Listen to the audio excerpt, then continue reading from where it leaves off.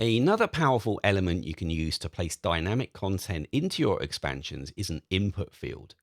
Now, this expansion here is all well and good as long as you have the recipient's name on your clipboard. But sometimes it's going to be more convenient for you to be prompted for their name so that you can type it in and potentially more information as well.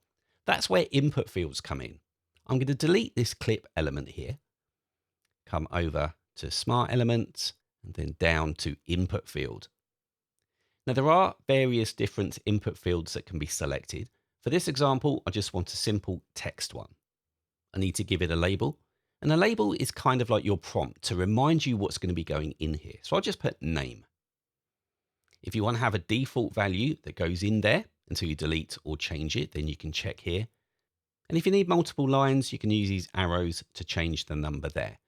You can also assign this to a variable, something that does come up a little bit later. But for now, I'll click OK. And let's see how this looks. So I'll key in my abbreviation.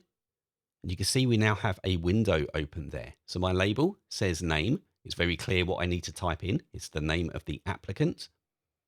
And there is our email. Johnny's name is in there. And I can now rinse and repeat this as I send the responses out. We want to be more detailed than that though. So let's build this out a little bit further and look at some of the other bits that can be put in. So we'll start this from the beginning and build out. The first input field I want, we're actually going to put in a heading.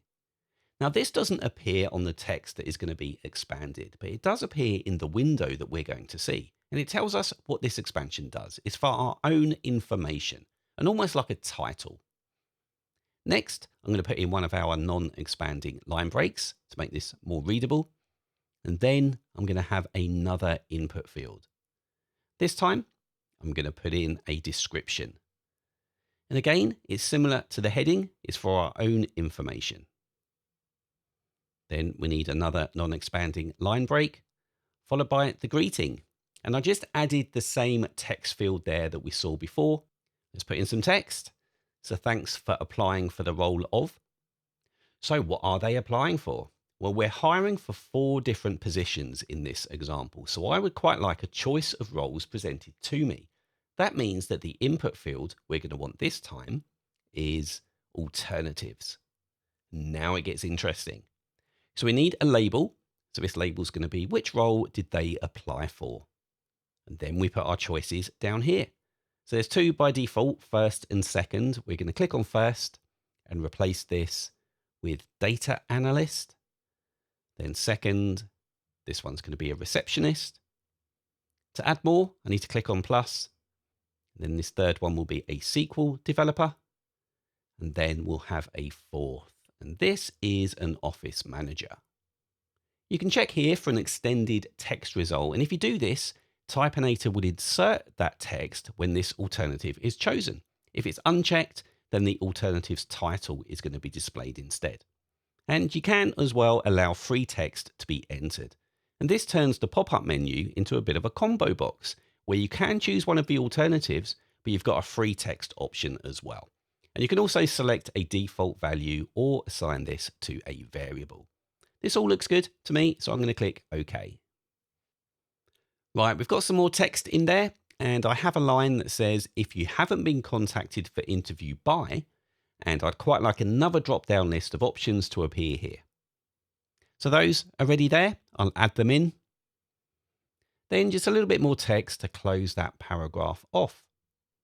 Down here, we're going to be adding another input field type. And this is going to be a separator line.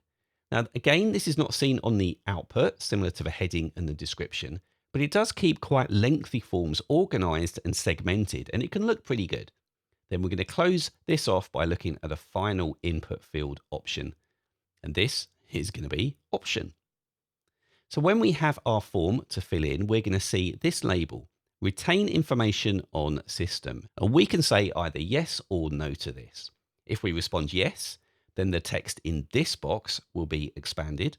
As per your request, we will retain your information on our system should other positions become available. But if it's a no, well, what I'll do is I'll just copy this text, pop it into here, and then place the word not in there. So 2 clear options. And then you can click this drop down to choose the default one. Is it going to be yes, no, or the last choice made? Almost done. Now we should complete this with a signature of some description. And for that, we're going to come down here to expand other abbreviation. And that way, if this signature ever changes, I don't need to change this particular expansion. So let's see how this now looks. I'm going to type in my abbreviation. And there is our form to complete. We've got a heading. There's a description. The name is the last text that I typed. So I'm going to change this to Elaine. Then I can click this drop down to choose the role they applied for. Then here to select the closing date. That separator line is there. And I've got the checkbox below. So do they want their information retained if there is another vacancy in the future? I'm going to say yes. And there we are, our completed email. And that saved a lot of time. I do want to make a small change though. I'd quite like these options that I chose to be bolded so that it's easier for both me and the recipient to see. And it helps just ensure that they're correct. So here in Typinator, I'm going to click this drop down so that I can turn this into formatted text. Otherwise, I'm not going to be able to bold anything. And then I'm going to select this text here. I'm going to press Command and B to bold. I'll just do that for this other one. And there we are. That should look better. Now I'm just going to run this again. You'll see that it's remembered all of these options from the last time this was run. So I'll press return and there. I'm sure you can see the power that potentially sits behind these input fields and how they can improve both yours and your team's efficiency.